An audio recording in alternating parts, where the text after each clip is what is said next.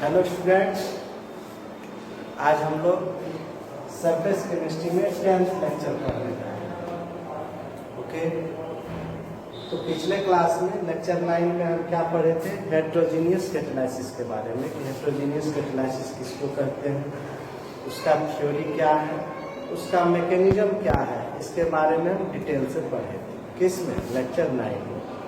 आज जो है सरफेस केमिस्ट्री का लेक्चर नंबर 10 है ना। इसमें आज हम लोग क्या पढ़ने वाले हैं? कैरेक्टरिस्टिक्स ऑफ हेट्रोजीनियस कैटालिसिस, है ना। विषमांगी उत्प्रेरण की विशेषताएं, विषमांगी उत्प्रेरण की विशेषताएं। तो हेट्रोजीनियस कैटालिसिस की दो विशेषताएं, दो खासियत। एक खासियत है इसका एक्टिविटी और दूसरा है सेलेक्टिविटी। सिलेबस देखिएगा, ये दिया हुआ है। एक्टिविटी और सेलेक्टिविटी, ये दो क्या है? हेट्रोजीनियस कैटालिसिस का कैरेक्टरिस्टिक्स है, इसकी विशेषताएं। ओके, तो हम लोग आज पढ़ने जा रहे हैं पहले कि कैरेक्टरिस्टिक्स ऑफ हेट्रोजीनियस कैटालिसिस। तो फर्स्ट हम लोग पढ़ेंगे एक्टिविटी। एक्टिविटी, एक्टिविटी क्या है समझिएगा। यह क्या है? कैटेलिस्ट का वह प्रॉपर्टी है, वह गुण है जिसके द्वारा यह किसी केमिकल रिएक्शन के स्पीड को, केमिकल रिएक्शन के वेलोसिटी को क्या करता है? बढ़ा देता है ना। कैटेलिस्ट का वैसा प्रॉपर्टी, वैसा गुण जो किसी केमिकल रिएक्शन के स्पीड को क्या करता है? बढ़ा देता है। तो कैटेलिस्ट के इस गुण को हम लोग क्या कहते हैं बताओ? एक्टिविटी। क्या कहेंगे? एक्टिविटी। जैसे हाइड्रोजन H2 और ऑक्सीजन आपस में रिएक्ट करके H2O का फॉर्मेशन नहीं करता, क्लियर। लेकिन जब इसी हाइड्रोजन और ऑक्सीजन में तुम जब प्लेटिनम कैटेलिस्ट के रूप में मिला दोगे तो यह रिएक्शन हो जाएगा और वाटर का फॉर्मेशन। जब कैटेलिस्ट प्लेटिनम नहीं दिए तो वाटर नहीं बना, और जब हम प्लेटिनम कैटेलिस्ट दे दिए तो क्या हुआ? वाटर बन गया। इसका मतलब प्लेटिनम क्या किया? रिएक्शन के स्पीड को, रिएक्शन के रेट को बढ़ा दिया। कैटेलिस्ट के इसी गुण को हम लोग क्या कहेंगे बताओ? एक्टिविटी। क्या कहेंगे? Activity. The capacity of a catalyst, the capacity of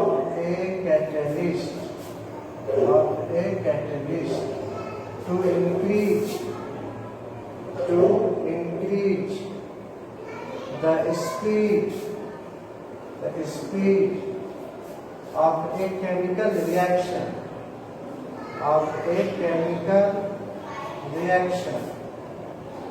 is called activity ना। उत्प्रेरक का वह गुण जो रासायनिक अभिक्रिया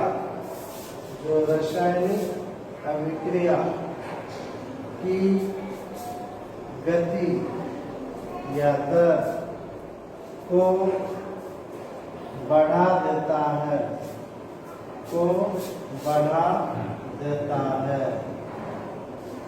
ना।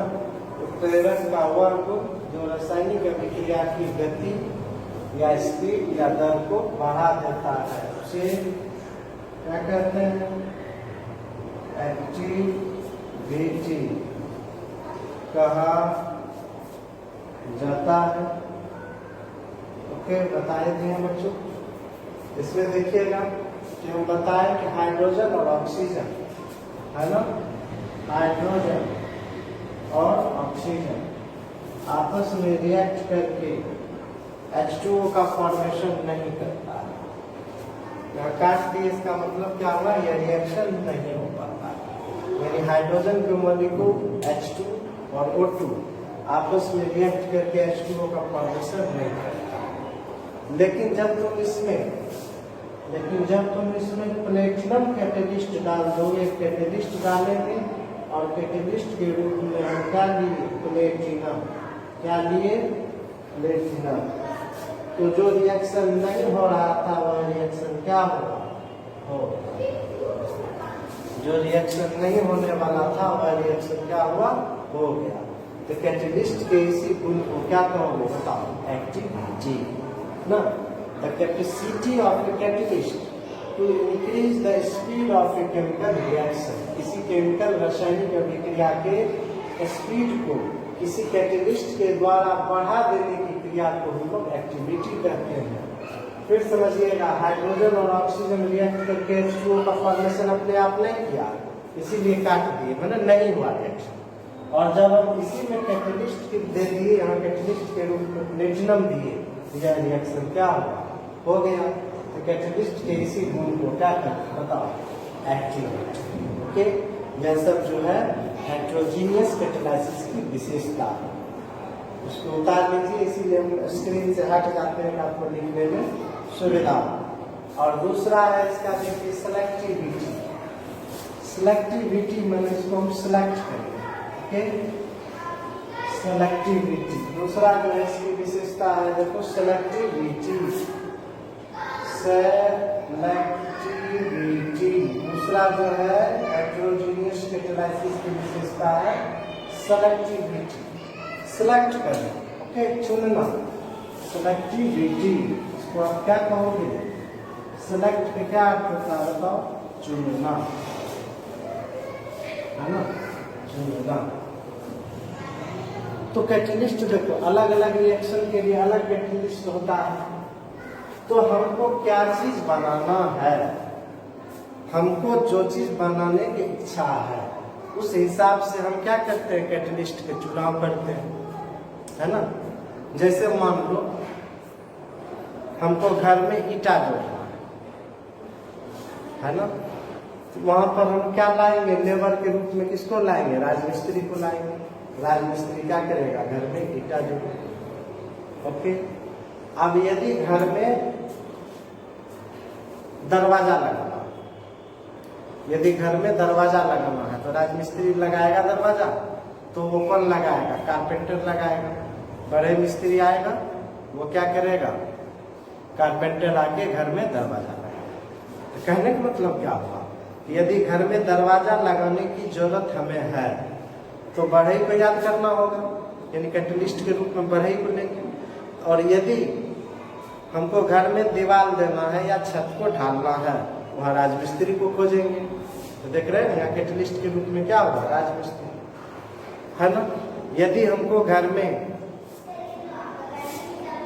पानी का वायरिंग करना है ना, तो उसके लिए क्या करना होगा, पानी वायरिंग वाला मिस्त्री को बुलाना होगा, यानी पानी वायरिंग वाला मिस्त्री वहाँ क्या होगा, कैटेलिस्ट होगा। तो हमको जो जरूरत है, जो चीज बनाने की आवश्यकता है, उस हिसाब से हम क्या करेंगे, कैटेलिस्ट का सिलेक्शन करेंगे, है ना, कैटेलिस्ट का सिलेक्शन करेंगे। तो कैटेलिस्ट के इसी गुण को हम लोग क्या करते हैं, selectivity. To select a particular catalyst to form a desired product, to select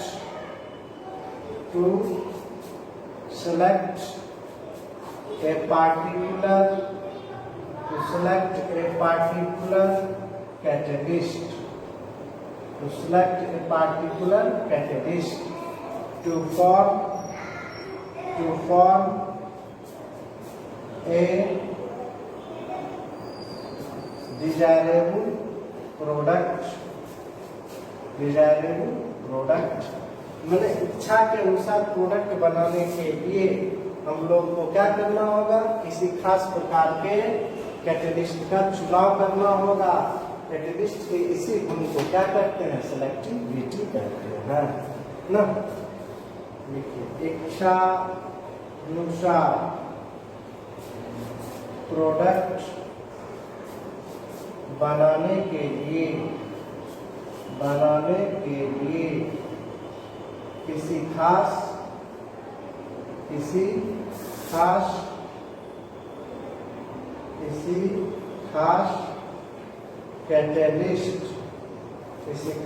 catalyst का चुनाव किया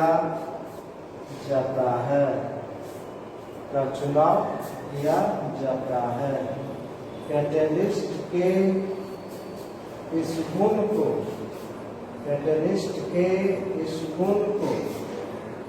सेलेक्टिविटी कहा जाता है ना। मतलब हमको इच्छा अनुसार प्रोडक्ट बनाना है तो हमको we have to select a special type of catalyst which can catalyze a particular reaction, but that catalyst is unable to catalyze another reaction. It means we have to select a particular catalyst. This property of catalyst is known as selectivity. As for example, if we want to prepare ethane from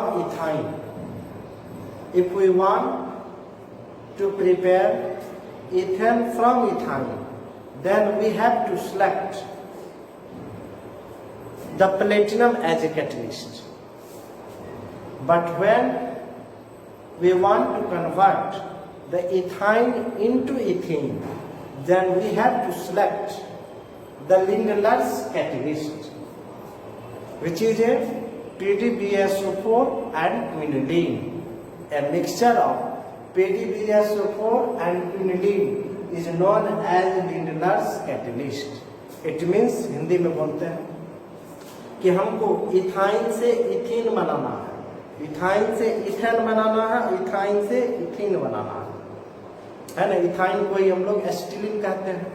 acetylene से ethane बनाना है, acetylene से ethene बनाना है। तो यदि acetylene से ethane बनाना है तो acetylene का क्या करेंगे, हाइड्रोजनेशन करेंगे, मैंने एडिशन ऑफ हाइड्रोजन को ही कहते हैं हाइड्रोजनेशन। और यहाँ पर कैटलिस्ट के रूप में सिलेक्शन किसका करेंगे, प्लेटिनम का। लेकिन वही एसिटिलीन को हम इथीन में कन्वर्ट करना चाहते हैं, यहाँ पर हम लोग को दूसरा कैटलिस्ट लेना होगा और कैटलिस्ट के रूप में लेते हैं लिंडलर्स कैटलिस्ट, है ना। या क्या करता है, एसिटिलीन को इथीन में कन्वर्ट कर देता है। ओके, तो कैटलिस्ट के इसी प्रॉपर्टी को सेलेक्टिविटी कहा जाता है। समझ में आ गया हमारा बच्चों। ऑब्जेक्टिव पूछ देता है कि लिंडलर्स कैटलिस्ट क्या है, कहिएगा PDBSO4 एंड क्विनोलिन के मिक्सचर को हम लोग क्या करते हैं, लिंडलर्स कैटलिस्ट कहते हैं। एग्जांपल देते हैं, आप समझ जाइएगा फट से, है ना। एग्जांपल से समझना होगा। सेलेक्टिविटी एक वर्डिंग जो रखिए, सेलेक्टिविटी सिलेक्ट करना, चुनना। तो क्या चुनना, कैटलिस्ट को चुनना, है ना। जैसे हम लोग एसिटिलीन लेते हैं, एसिटिलीन, है ना, एसिटिलीन कॉमन में, इसी का नेम हुआ इथाइन, है ना। इसका हम हाइड्रोजनेशन करेंगे, एडिशन ऑफ हाइड्रोजन, किसी कंपाउंड में हाइड्रोजन जुड़ने की क्रिया को हाइड्रोजनेशन कहा जाता है। तो अपने आप को नहीं जुटेगा, यहाँ कैटलिस्ट के रूप में हम क्या लेंगे, प्लेटिनम। ये कैटलिस्ट हुआ। कैटलिस्ट के रूप में हमने किसका चुनाव किया, कैटलिस्ट के रूप में हमने किसका चुनाव किया, प्लेटिनम। तो क्या करेगा, यहाँ दो मॉलिक्यूल हाइड्रोजन लेंगे तो दो हाइड्रोजन यहाँ जुटेगा, दो हाइड्रोजन यहाँ जुटे जाएगा। ये क्या हो जाएगा, CH3, ये हो जाएगा CH3 और यह कन्वर्ट हो जाएगा किस में, इथेन। ओके, लेकिन वही एसिटिलीन से हमको क्या बनाना है, इथीन। एसिटिलीन से क्या बनाना है, इथीन, है ना। यहाँ पर हम लोग किस कैटलिस्ट का चुनाव करेंगे, यहाँ कैटलिस्ट के रूप में हम चुनाव करेंगे लिंडलर्स कैटलिस्ट। किसका चुनाव करेंगे, लिंडलर्स कैटलिस्ट। और यदि इथेन बनाना है तो किसका सिलेक्शन करेंगे, प्लेटिनम का। तो कैटलिस्ट के इसी गुण को सेलेक्टिविटी कहा जाता है। अब कहोगे सर लिंडलर्स कैटलिस्ट क्या है, PDBSO4 palladium barium sulphate. PD को क्या करते हैं, पैलेडियम, ये हुआ बेरियम, पैलेडियम बेरियम सल्फेट और क्विनोलिन के मिक्सचर को हम लोग क्या कहते हैं बच्चों? लिंगलर्स कैटेलिस्ट। याद रखें, नाम है, ये नाम है लिंगलर्स कैटेलिस्ट। इसका चुनाव करेंगे, लिंगलर्स कैटेलिस्ट का चुनाव करेंगे। यह क्या करेगा? एसिटिलीन को कन्वर्ट कर देगा किसमें? एथेन में। कैटेलिस्ट के इसी गुण को क्या कहेंगे बताओ? सेलेक्टिविटी। क्या कहेंगे? सेलेक्टिविटी। होता नहीं बड़े से।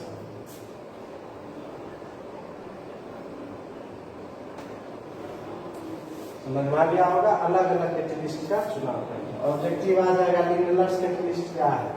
कहोगे पैलेडियम, बेरियम सल्फेट और क्विनोलिन, सल्फर भी रहता है, इसके मिश्रण को हम लोग क्या करते हैं? लिंगलर्स कैटेलिस्ट। अब देखो ऑर्गेनिक में एक कन्वर्सन पूछ देगा, एसिटिलीन को इथीन में बदलो। एसिटिलीन की रिएक्शन कराओगे हाइड्रोजन के साथ लिंगलर्स कैटेलिस्ट की उपस्थिति में, एसिटिलीन कन्वर्ट हो जाएगा इथीन। यही हुआ कन्वर्सन। वही आएगा एसिटिलीन को इथेन में बदलो। एसिटिलीन का हाइड्रोजनेशन कराओगे प्लेटिनम कैटेलिस्ट की उपस्थिति में, क्या बनेगा? इथेन बनेगा। ये तुम्हारा कन्वर्सन हो गया। ठीक है, बताया जाए। और एग्जाम्पल तुमको समझाने की कोशिश करते हैं कि सिलेक्टिविटी है क्या, है ना?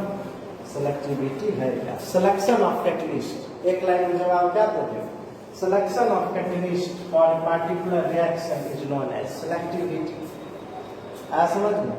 Selection of catalyst for a particular reaction is known as selectivity. Carbon monoxide और हाइड्रोजन, है ना?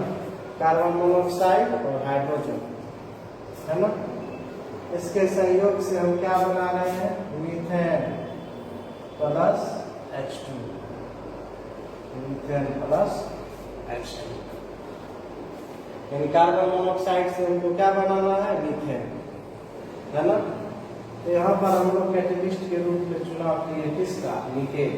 एरो पर जो दिए उसको समझिएगा कैटेलिस्ट, है ना? और वही हम चाहते हैं कार्बन मोनोऑक्साइड से फॉर्मल्डिहाइड बना दें। कार्बन मोनोऑक्साइड से क्या बना दें? Formaldehyde, HCHO। इसको क्या करते हैं बताओ? फॉर्मल्डिहाइड। यहाँ पर कैटेलिस्ट के रूप में किसका चुनाव करेंगे? कॉपर। किसका चुनाव करेंगे? कॉपर। समझ में? वही हम कार्बन मोनोऑक्साइड हाइड्रोजन से हम क्या चाहते हैं? मिथाइल अल्कोहल बनाना। कार्बन मोनोऑक्साइड और हाइड्रोजन से हम क्या चाहते हैं? Methyl alcohol. CH3OH को क्या पढ़ोगे बताओ? Methyl alcohol. मिथाइल अल्कोहल, है ना? तो यहाँ पर कैटेलिस्ट के रूप में हम किसका चुनाव करेंगे? नहीं, यहाँ कैटेलिस्ट के रूप में हम लोग लेंगे कॉपर। क्या लेंगे?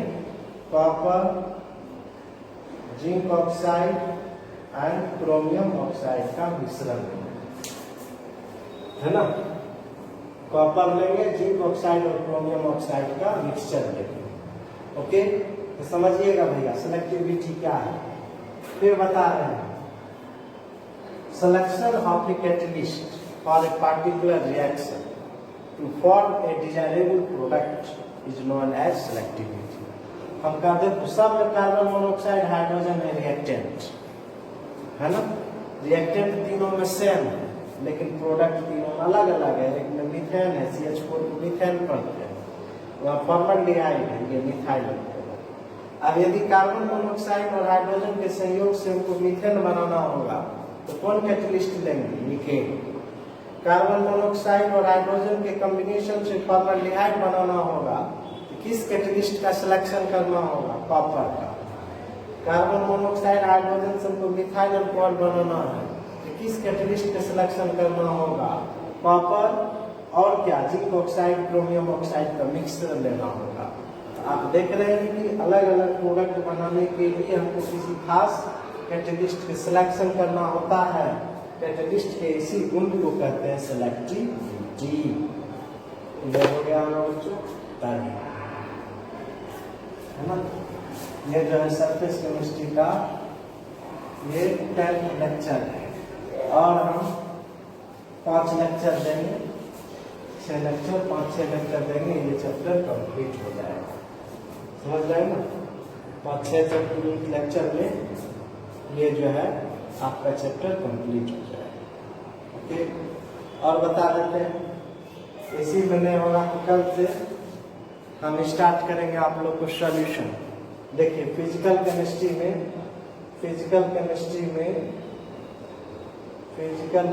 में जो है 5 चैप्टर है। तो आपको ऑफलाइन क्लास में हम सॉलिड स्टेट पढ़ा चुके हैं, सॉलिड स्टेट पढ़ा दिए।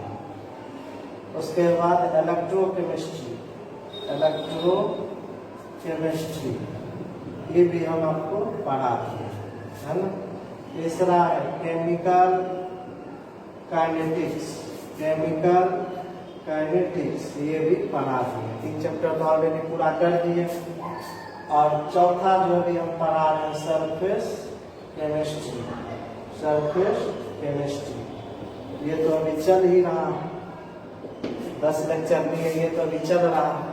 अब देखो उधर सॉल्यूशन जो है, ये जो सॉल्यूशन हम स्टार्ट किए थे, है ना। सॉल्यूशन हम स्टार्ट किए थे 1 या 2 लेक्चर, 2 या 3 लेक्चर हम लिए होंगे। उसके बाद तो फिर मान लो कोचिंग के लिए लॉकडाउन लग गया, इसीलिए सॉल्यूशन स्टार्ट नहीं कर पाए। तब हम लोग करेंगे क्या, ये जो है सरफेस केमिस्ट्री और ये सॉल्यूशन, ये दोनों चैप्टर साथ ही साथ पढ़ाएंगे। 1-2 दिन सरफेस केमिस्ट्री पढ़ाएंगे तो मान के चलो ना 5 क्लास लेंगे, खत्म हो जाएगा, 5 से 6 क्लास में खत्म हो जाएगा चैप्टर लास्ट की हो। अब हम स्टार्ट करेंगे आपको सॉल्यूशन, है ना। सॉल्यूशन में कॉलिगेटिव प्रॉपर्टी बहुत इंपॉर्टेंट है, हम उसको पढ़ा देंगे। और सबके वीडियो देखिएगा सॉल्यूशन सर कैसे पढ़ाएंगे, और संजीव सर का भी वीडियो देखना कि सॉल्यूशन सर कैसे पढ़ाए हैं, आपको समझ में आ जाएगा कि संजीव सर क्या पढ़ाते हैं, उनको बोलने की जरूरत नहीं पड़ेगा, है ना। सभी का वीडियो देखिएगा सॉल्यूशन कैसे पढ़ाएंगे।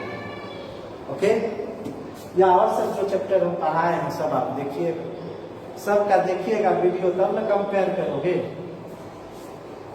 कि किस क्वालिटी में, मैंने किस टीचर में क्या क्वालिटी है। आपको अलग अलग टीचर का जब वीडियो देखिएगा समझ में आ जाएगा कि किसमें क्या क्वालिटी है।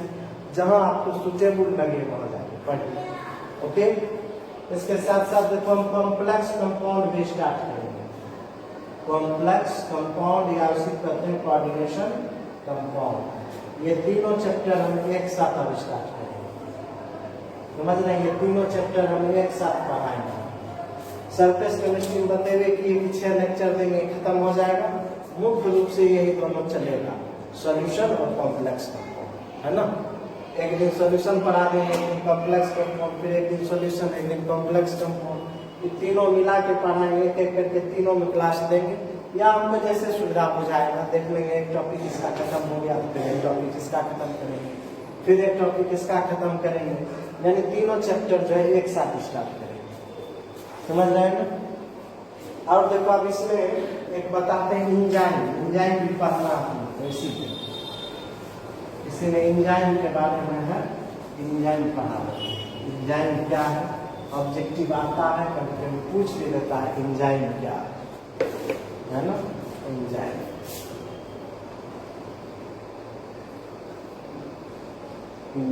का तो नाम सुना होगा बच्चों। इंजाइम क्या है, बायोलॉजी वाला स्टूडेंट ज्यादा समझता होगा और इंजाइम से ज्यादा कम करता है। इंजाइम कैटालाइसिस के बारे में यूज करते हैं। इंजाइम कैटालाइसिस को हम लोग स्टडी करने जा रहे हैं।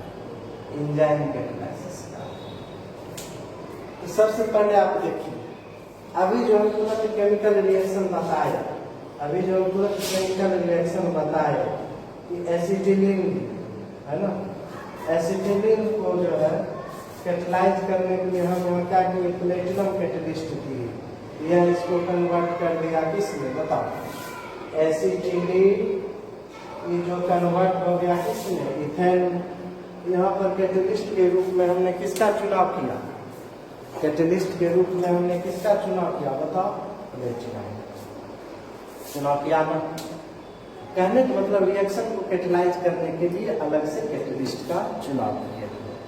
अब एंजाइम कैटेलाइसिस क्या है? हमारे शरीर में अनेक केमिकल रिएक्शंस होते रहते हैं। हमारे शरीर में ढेर सारी रासायनिक अभिक्रियाएं होते रहती हैं। जैसे हम लोग भोजन खाते हैं तो फिर 4-5 घंटा के बाद भूख लगता है। इसका मतलब फूड का, भोजन का क्या होता है? ऑक्सीडेशन होता है, उसमें केमिकल रिएक्शंस होता है। तो लिविंग सिस्टम में या तो प्लांट्स में या एनिमल, या तो प्लांट्स में या एनिमल में, इसी कहते हैं लिविंग सिस्टम, या तो जीव जंतु या पेड़ पौधे। तो लिविंग सिस्टम में भी ढेर सारी रासायनिक अभिक्रियाएं होती हैं। लिविंग सिस्टम में भी ढेर सारी रासायनिक अभिक्रियाएं होती हैं।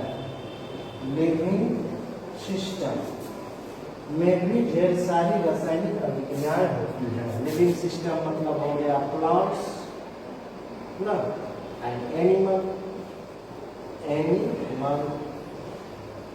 है ना। इसके अंदर जो केमिकल रिएक्शन हो रहा है, उस रिएक्शन को कैटेलाइज करने के लिए, उस रिएक्शन के स्पीड को बढ़ाने के लिए एक खास प्रकार के कैटलिस्ट की आवश्यकता होती है। उसी कैटलिस्ट को लिविंग सिस्टम में एंजाइम कहा जाता है। जनरल जो है इस केमिकल रिएक्शन में हम लोग नाम देते हैं क्या? एंजाइम। सॉरी, ये जो जनरल केमिकल रिएक्शन में हम लोग इसका क्या नाम देते हैं? कैटलिस्ट। लेकिन जब वही लिविंग सिस्टम, प्लांट्स और एनिमल में जो केमिकल रिएक्शंस हो रहा है, उसके स्पीड को बढ़ाने के लिए एक कैटलिस्ट की आवश्यकता होती है। और उस कैटलिस्ट का नाम हम लोग क्या देते हैं? प्लांट और एनिमल के केस में एंजाइम। क्या नाम देते हैं बोलो? एंजाइम। अब कहोगे क्या सर एंजाइम है क्या ना? एंजाइम है क्या? एंजाइम देखिए, एक्चुअली एंजाइम जो है प्रोटीनस नेचर। एंजाइम क्या है? Nitrogen containing organic compound. या क्या है enzyme? Nitrogen containing complex compound है जो प्रोटीन है।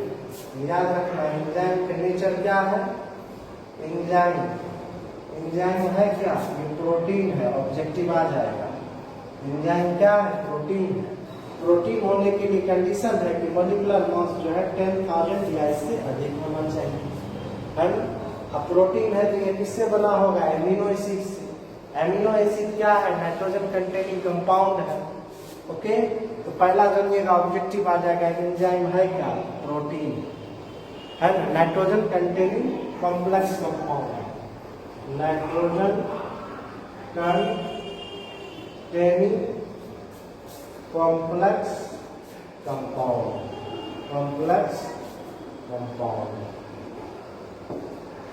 है ना। चूंकि प्रोटीन है, इसका जो स्मॉलेस्ट नंबर होगा जिसको मोनोमर कहते हैं, मोनोमर का नाम क्या है? Amino acid. एमिनो एसिड क्या है? नाइट्रोजन कंटेनिंग कंपाउंड है। यह नाइट्रोजन कंटेनिंग कॉम्प्लेक्स कंपाउंड है ना। और यह एंजाइम कहाँ कार्य करता है? लिविंग सिस्टम में, है ना। इसलिए इसका नाम क्या पड़ा? बायोकैटलिस्ट। बायोकैटलिस्ट। इस कैटलिस्ट का क्या नाम दिया बताओ? बायोकैटलिस्ट। कैटलिस्ट को आप समझ रहे हैं, उसके पहले बायो लगा दिए। बायो में ना बायोलॉजी में किसका स्टडी करते हैं बताओ? बायोलॉजी में किसका स्टडी करते हैं? ईटा पत्थर के करते हैं? नहीं। तब किसका करते हैं? लिविंग सिस्टम की स्टडी करते हैं। बायोलॉजी है क्या? स्टडी ऑफ लिविंग सिस्टम ना, study of living thing. Study of living thing को ही बायोलॉजी करते हैं।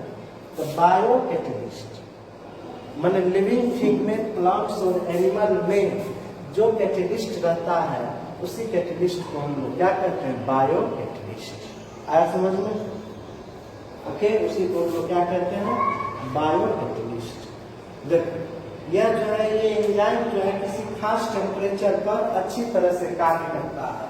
उसी को हम लोग कहते हैं ऑप्टिमम टेम्परेचर।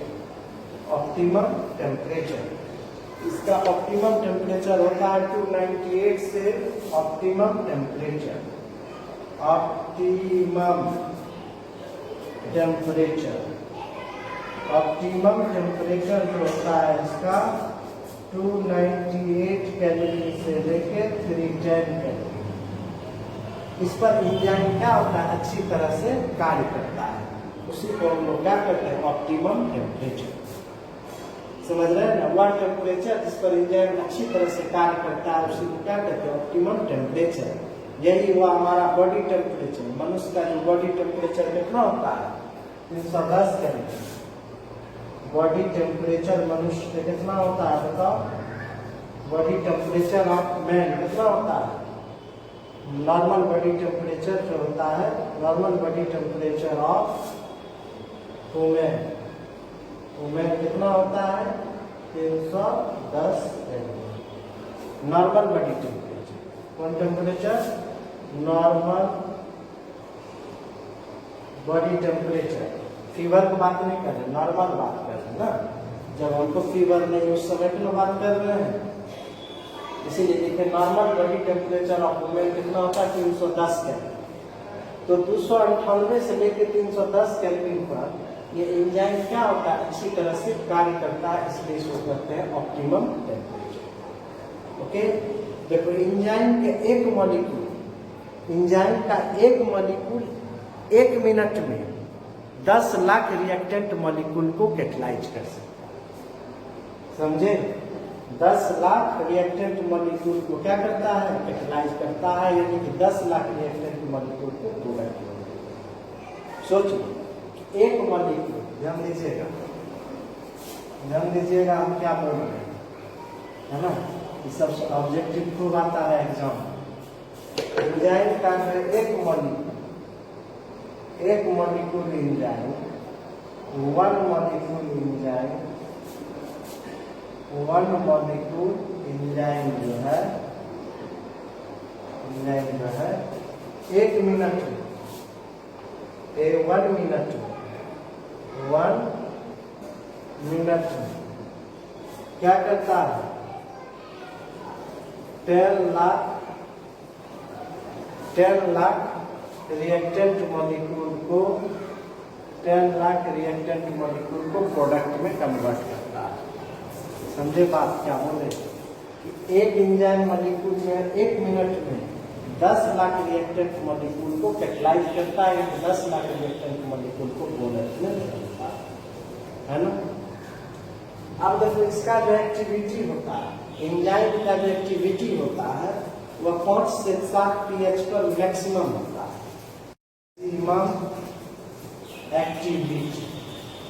मैक्सिमम एक्टिविटी, ये pH जो है, pH समझते हैं, 5 से 7। जब सॉल्यूशन के pH 5 से 7 में रहता है तो उस समय एंजाइम का एक्टिविटी क्या होता है, मैक्सिमम होता है। समझ रहे हैं, यह सब क्या है, एंजाइम की विशेषता है। इसके मैकेनिज्म को हम लोग एक्सप्लेन करते हैं लॉक एंड की models. Mechanics Menten equation honours वाले को हम लोग पढ़ाते हैं, इसको याद जरूर रखिएगा। एंजाइम क्या है, बायोकेमिस्ट्री, तो ऑब्जेक्टिव पूछता है। दूसरा क्या याद रखोगे, एंजाइम है क्या, प्रोटीन है। ये 2 पॉइंट जरूर याद रखना ऑब्जेक्टिव में। एंजाइम है क्या, प्रोटीन है, और यह कैसा कार्य करता है, बायोकेमिस्ट्री कार्य करता है। ये दोनों जरूर याद रखना। इसके मैकेनिज्म को हम एक्सप्लेन करते हैं किससे, लॉक एंड की मॉडल। लॉक एंड की मॉडल को हम एक इक्वेशन से एक्सप्लेन करते हैं, जिसको मैकेनिक्स मेंटेन इक्वेशन कहते हैं। ओके, अब देखो पेट्रोलियम से गैसोलीन बनाने के लिए, Al2O3 कैटलिस्ट का प्रयोग किया जाता है। सब ऑब्जेक्टिव आ जाएगा, यही सब तो पूछता है। पेट्रोलियम से गैसोलीन बनाने के लिए कैटलिस्ट के रूप में Al2O3 का उपयोग किया जाता है ना। तो एंजाइम में मुख्य रूप से 2 ही बात याद रखना है कि एंजाइम है क्या, प्रोटीन है, नाइट्रोजन कंटेनिंग कंपाउंड प्रोटीन है। एंजाइम कैसा कार्य करता है बताओ, बायोकैटलिस्ट कार्य करता है। अलग अलग रिएक्शन के लिए अलग अलग कैटलिस्ट की आवश्यकता होती है ना। जैसे स्टार्च का हाइड्रोलाइसिस करना, हाइड्रोलाइसिस पूछते हैं, जल के द्वारा तोड़ने की क्रिया को कहते हैं हाइड्रोलाइसिस। स्टार्च का हाइड्रोलाइसिस करेंगे एंजाइम के रूप में हम लोग लेंगे डायस्टेज एंजाइम। माल्टोज का हाइड्रोलाइसिस करेंगे एंजाइम के रूप में हम लेंगे माल्टेज एंजाइम, है ना। ग्लूकोज का हम हाइड्रोलाइसिस करेंगे एंजाइम के रूप में हम लोग क्या लेंगे इन्वर्टेज एंजाइम, जैमेज एंजाइम। क्या लेंगे जैमेज एंजाइम, है ना। उसी तरह से मान लो यूरिया का हाइड्रोलाइसिस करेंगे यहाँ पर क्या लेंगे यूरिएज एंजाइम। यही सब ऑब्जेक्टिव पूछता है। क्या पूछेगा स्टार्च का हाइड्रोलाइसिस करेंगे कौन एंजाइम लेंगे जी, तो क्वेश्चन ऐसे पूछता है।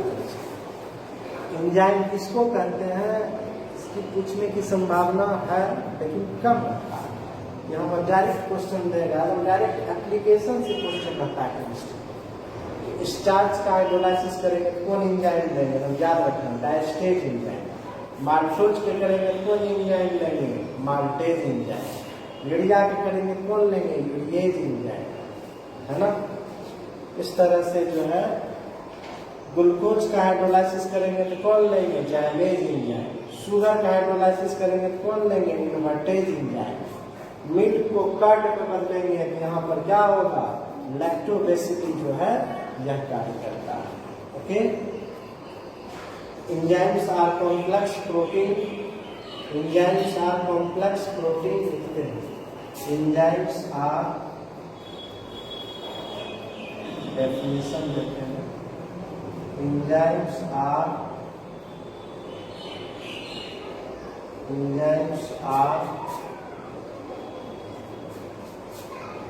Complex protein.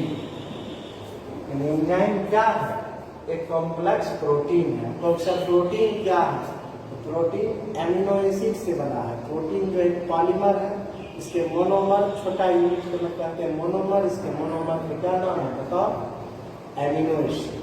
Enzymes are protein which catalyzes which catalyzes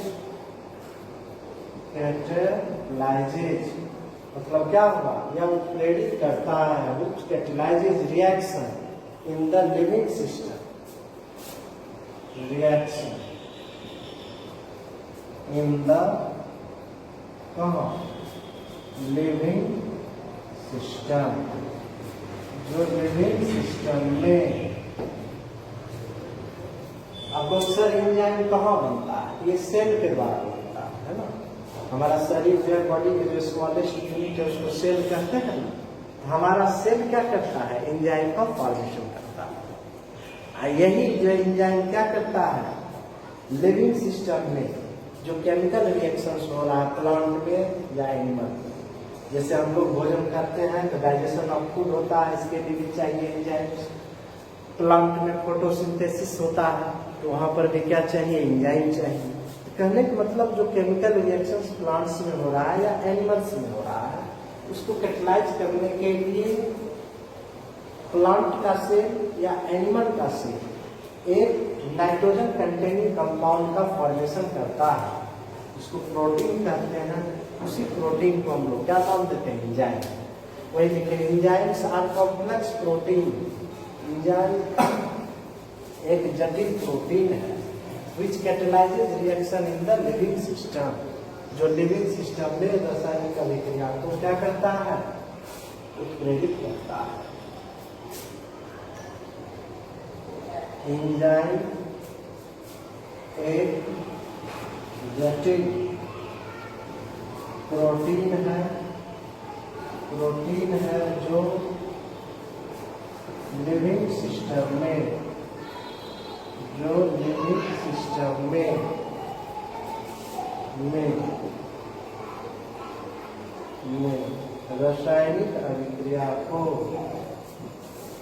रासायनिक अभिक्रिया को कैटेलाइज करता है। जो लिविंग सिस्टम में रासायनिक अभिक्रिया को एकदम जो है कुछ एंजाइम्स का नाम लिख रहे हैं और कोई खास एंजाइम किसी खास रिएक्शन को ही कैटेलाइज करेगा। जैसे स्टार्च, जैसे हम क्या लेंगे starch C6 H10O5 whole N, C6H10O5 whole N। यह क्या है? Starch, starch. इसका हम हाइड्रोलाइसिस करेंगे, क्योंकि N मॉलिक्यूल है, N मॉलिक्यूल लेंगे, यहाँ पर एक एंजाइम लेंगे जिसको कैटेलिस्ट करेंगे। यह क्या करेगा? स्टार्च को जो है कन्वर्ट कर देता है इसमें माल्टोज में, माल्टोज में N मॉलिक्यूल है तो N मॉलिक्यूल लेंगे, C12H22O11 माल्टोज कार्बोहाइड्रेट है, OSC जो है कार्बोहाइड्रेट का हुआ सफिक्स। यहाँ पर जो एंजाइम लेंगे, इस एंजाइम का नाम को हम क्या लिखते हैं? माल्टोज। क्या लिखते हैं? बोलो। माल्टोज है, माल्टेज, माल्टेज, माल्टेज है ना। माल्टेज एंजाइम क्या करता है बताओ? ASC। जनरली जो एंजाइम जो रहता है उसमें सफिक्स क्या रहता है? ASC। क्या रहता है? ASC। ये माल्टोज मिस्टेक हो गया, ये जो है देखिए मिस्टेक हो गया, माल्टोज जब रहेगा उसमें देंगे। ये स्टार्च को कैटेलाइज करने के लिए हमको जो एंजाइम्स चाहिए, उस एंजाइम का नाम है डायस्टेज। क्या नाम है भैया? Diastase, diastase, diastase, diastase. ये डायस्टेज क्या करता है बताओ? ये डायस्टेज क्या करता है? स्टार्च को बदल देता है माल्टोज। माल्टेज लगेगा, माल्टोज को जब हाइड्रोलाइसिस करेंगे तो वहां पर कौन एंजाइम लगेगा? माल्टेज। पहले लिखा गया, एकदम दिमाग में रखना है, तो दो चार को लिखते हैं, इसको दिमाग में रखिएगा। यही सबसे तो क्वेश्चन आता है, ढेर सारा ऑब्जेक्टिव आएगा। माल्टोज देखिए हम N मॉलिक्यूल लिए हैं, N मॉलिक्यूल स्टार्च है, N मॉलिक्यूल, N बना अनेक मॉलिक्यूल वाटर में, N मॉलिक्यूल क्या बना? माल्टोज बना। अब माल्टोज का देखो हाइड्रोलाइसिस करेंगे, C12H22O11 यह है माल्टोज। इसका देखो हम हाइड्रोलाइसिस करेंगे, इसका हाइड्रोलाइसिस करते हैं, है ना। इसका हम हाइड्रोलाइसिस करते हैं तो दो मॉलिक्यूल ग्लूकोज बनता है। क्या बनता है?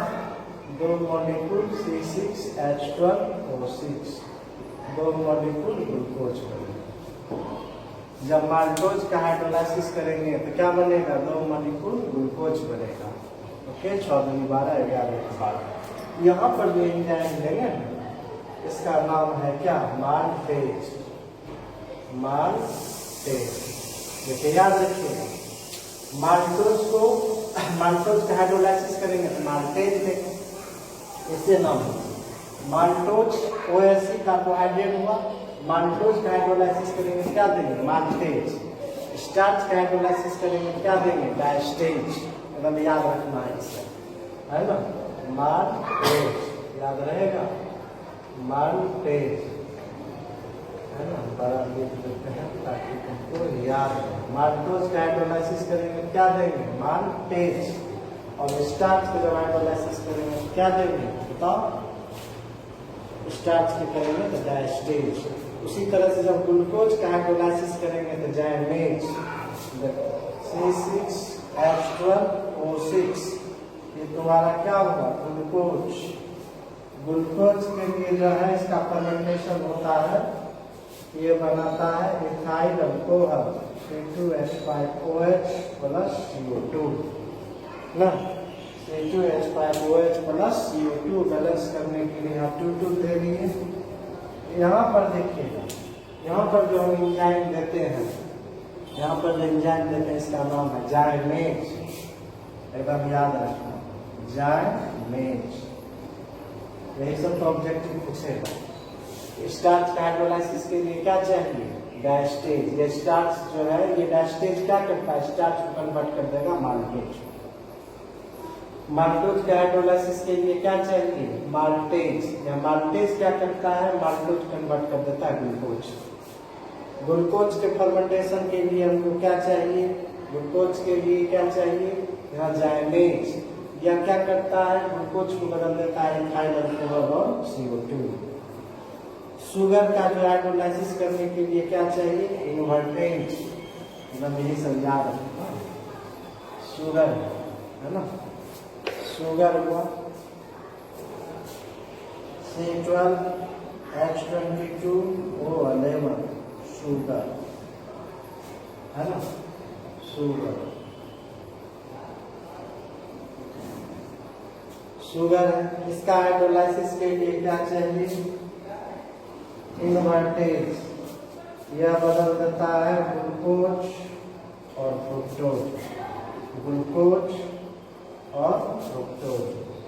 यह बना ग्लूकोज, ये बना फ्रुक्टोज।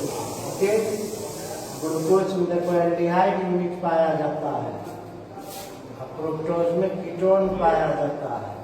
ये दोनों क्या है? आइसोमर है। कैसा आइसोमर है? Functional isomer. कैसा आइसोमर है? Functional isomer. देखिएगा दोनों का जो है मॉलिक्यूलर फॉर्मूला सेम,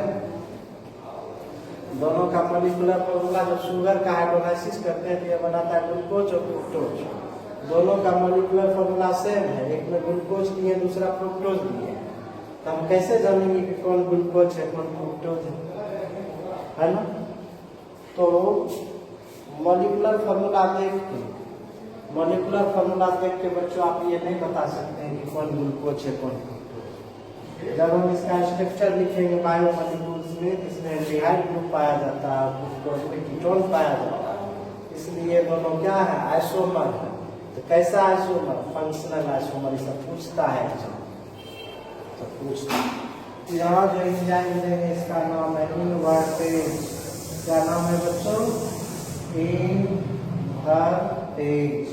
एंजाइम का नाम क्या है बताओ? इन्वर्टेज। ये हुआ जाइमेज और यहाँ पर नाम देंगे इन्वर्टेज। ओके, यह क्या करता है? शुगर को कन्वर्ट कर देता है ग्लूकोज और फ्रुक्टोज। ओके, इसके अलावा है कि यूरिएज, यह क्या करता है? यूरिया का हाइड्रोलाइसिस कर देता है अमोनिया। ये सब ऑब्जेक्टिव सब पूछता है ना, सर ऑब्जेक्टिव सब 50% जो ऑब्जेक्टिव है यही सब है ना। थ्योरी पढ़िएगा तब ना ऑब्जेक्टिव बनेगा। किसी तरह एग्जाम में ऑब्जेक्टिव लड़का बना देता है इधर उधर करके, कैसे करता है? तुम भी जानिए रहे हो, हम भी जानिए रहे हैं, है ना। आजकल देखते हो वायरल कर देता है, कुछ कर देता है, बना देता है, कहता है सर ऑब्जेक्टिव बन गया। ऑब्जेक्टिव बनाना बेहद कठिन काम है। जब तक आप पूरा कंप्लीट सिलेबस की थ्योरी नहीं पढ़िएगा, एनसीईआरटी बुक पढ़िए, एनसीईआरटी में देखिए क्या क्या थ्योरी दिया है। उस थ्योरी को जब तक नहीं पढ़िएगा एनसीईआरटी की थ्योरी, तब तक नहीं बनेगा। समझ रहे हैं ना? इन्हें किसी तरह बना दीजिए। हाँ सर ऑब्जेक्टिव बना के चले आए। यूरिया, यूरिया यूरिया होता है NH2CO NH2, this is known as urea, है ना। इसका हाइड्रोलाइसिस करते हैं, इसका हाइड्रोलाइसिस करते हैं तो ये बनाता है ammonia plus CO2, ammonia plus CO2। Okay, यहाँ पर जो एक एंजाइम देते हैं यूरिएज, नामे से यूरिया है, यूरिएज नाम से स्पष्ट यूरिएज है ना। यूरिया है तो आप एंजाइम क्या लीजिएगा भैया? यूरिएज, यूरिएज क्या कर सकते हैं? यूरिएज है ना। यह क्या करता है? यूरिया को कन्वर्ट कर देता है अमोनिया, यूरिया को कन्वर्ट कर देता है अमोनिया। उसी तरह देखो मिल्क है, मिल्क दूध है ना, ये कन्वर्ट हो जाता है कर्ड में, दही में। मिल्क जो है कन्वर्ट हो जाता है किसमें? कर्ड में। यहाँ पर हम लोग जो है देखते हैं लैक्टोबैसिली, लैक्टो है ना। ये लैक्टोबैसिली जो है ये बैक्टीरिया है जो एंजाइम का काम किया, लैक्टोबैसिली। लैक्टोबैसिली, है ना। लैक्टोबैसिली जो है यह बैक्टीरिया है, यह मिल्क को कन्वर्ट कर देता है किसमें, कर्ड। इतना जब कंप्लीट कर लीजिएगा तब एंजाइम से क्वेश्चन। फिर समझ लीजिएगा एंजाइम से जो ऑब्जेक्टिव आएगा क्या जवाब दीजिएगा। एंजाइम प्रोटीन है एक, दूसरा एंजाइम क्या है, बायोकैटलिस्ट की तरह कार्य करता है, यानी एंजाइम कार्य करता है लिविंग सिस्टम में, इसलिए इसे बायोकैटलिस्ट कहते हैं। इसका ऑप्टिमम टेम्परेचर है या बढ़िया से किस टेम्परेचर पर काम करता है, 298 से 330 केल्विन पर काम करता है। यह एंजाइम किस पीएच पर अच्छी तरह से कार्य करता है, मैक्सिमम 5 से 7 पीएच होगा। इसका एक मॉलिक्यूल जो है कितना को कैटेलाइज करेगा, 1 मिनट में 10 लाख मॉलिक्यूल को कैटेलाइज करेगा। यह सब एंजाइम की विशेषता। अब किस किस रिएक्शन में कौन सा हमको एंजाइम चाहिए, स्टार्च का हाइड्रोलाइसिस करना है तो डायस्टेज एंजाइम लेंगे, है ना। माल्टोज का हाइड्रोलाइसिस करना है तो माल्टेज लेंगे, ओके। ग्लूकोज का हाइड्रोलाइसिस करना है तो जाइमेज लेंगे, शुगर का हाइड्रोलाइसिस करना है तो इन्वर्टेज लेंगे, यूरिया का हाइड्रोलाइसिस करना है तो यूरिएज लेंगे, मिल्क को कर्ड में कन्वर्ट करना है तो लैक्टोबैसिली लेंगे। ये सब जब याद रखिएगा तब जो है एंजाइम से रिलेटेड क्वेश्चंस। तो फिर बोल रहे हैं बच्चों कि फिजिकल केमिस्ट्री में 4 चैप्टर लगभग खत्म ही हो गया। एक सॉल्यूशन जो बचा है, सॉल्यूशन लेके 2 क्लास लिए हैं तो कॉलिगेटिव प्रॉपर्टी हम आपको पढ़ा देंगे। 2 चैप्टर स्टार्ट करने जा रहे हैं, सॉल्यूशन और उधर इनऑर्गेनिक केमिस्ट्री में कॉम्प्लेक्स कंपाउंड। मेटलर्जी तो कंप्लीट कर दिए हैं, उसमें एक लिंगन डायग्राम बचा हुआ है उसको भी बताएंगे।